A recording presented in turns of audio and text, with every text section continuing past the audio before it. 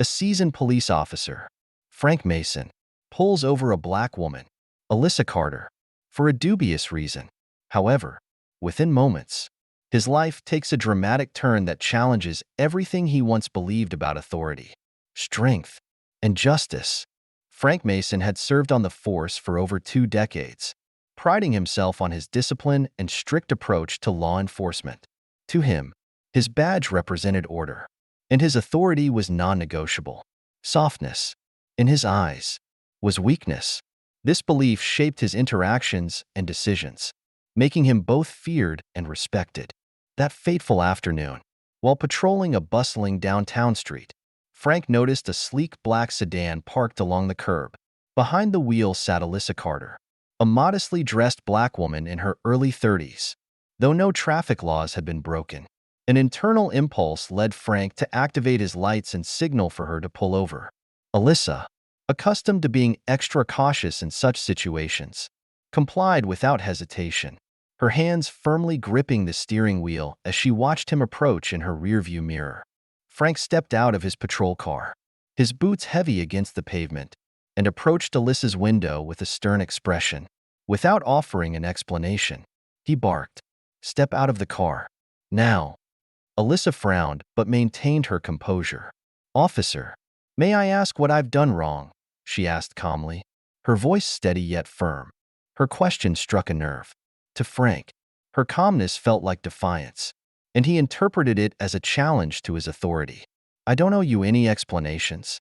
Step out of the car, or I'll make you," he said, his tone sharp. Alyssa took a deep breath, determined not to escalate the situation. "Officer, I'm not resisting, but I do believe I have the right to know why I'm being stopped." By now, a small crowd had begun to gather, their curious gazes fixed on the unfolding scene. Whispers spread among them, many questioning the validity of the stop. Frank felt their scrutiny like a weight pressing down on him. Rather than reevaluating his actions, he doubled down.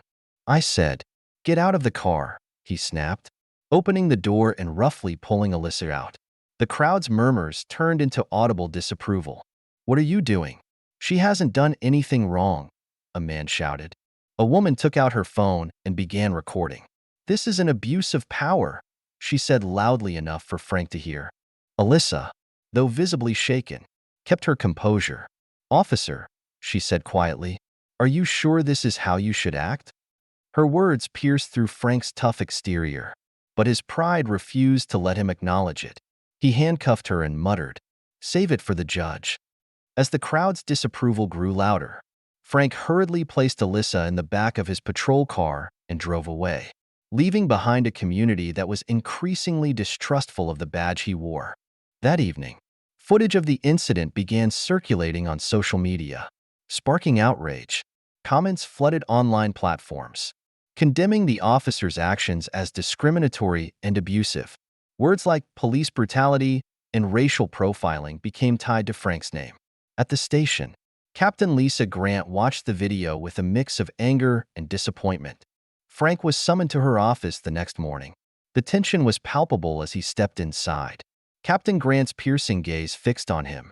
"Do you realize the damage you've done?" she began, her voice low but filled with controlled fury. Frank stood tall, ready to defend himself. "I was doing my job, Captain." She refused to cooperate. "And I had to enforce the law." "Enforce the law?" Captain Grant's tone sharpened. What law was she breaking? Exactly?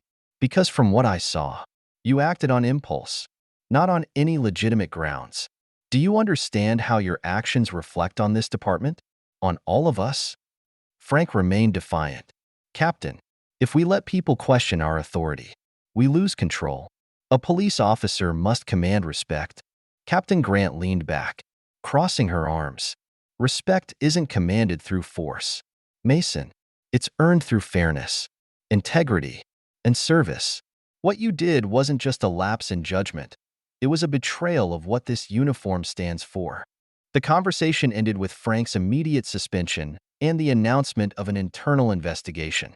The weight of Captain Grant's words lingered in his mind, but his pride kept him from reflecting deeply.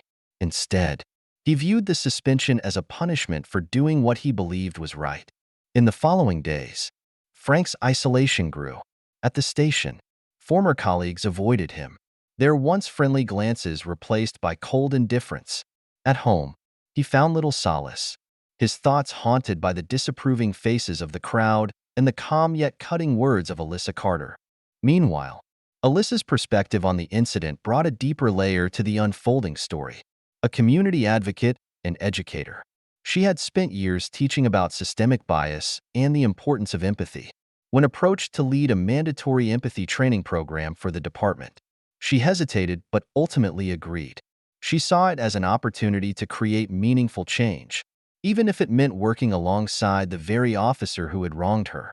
When Frank learned he was required to attend the program, he was livid. The idea of being taught by Alyssa felt like an insult.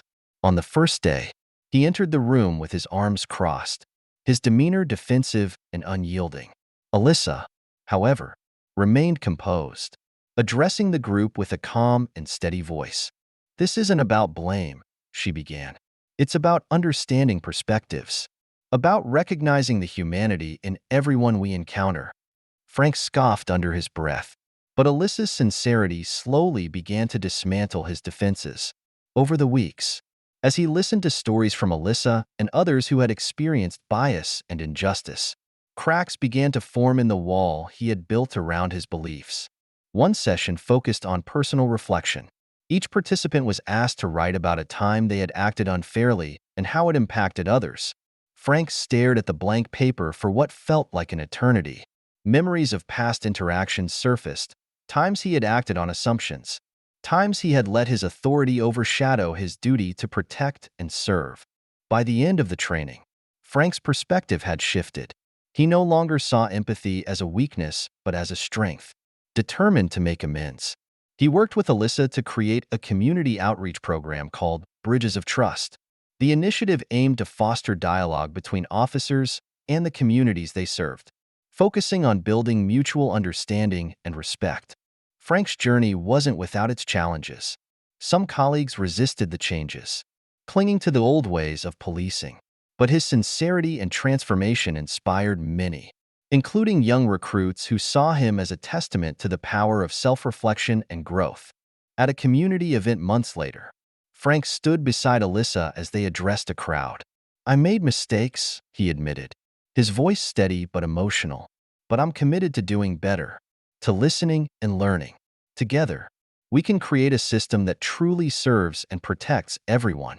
The applause that followed wasn't just for Frank's words, but for the actions that backed them.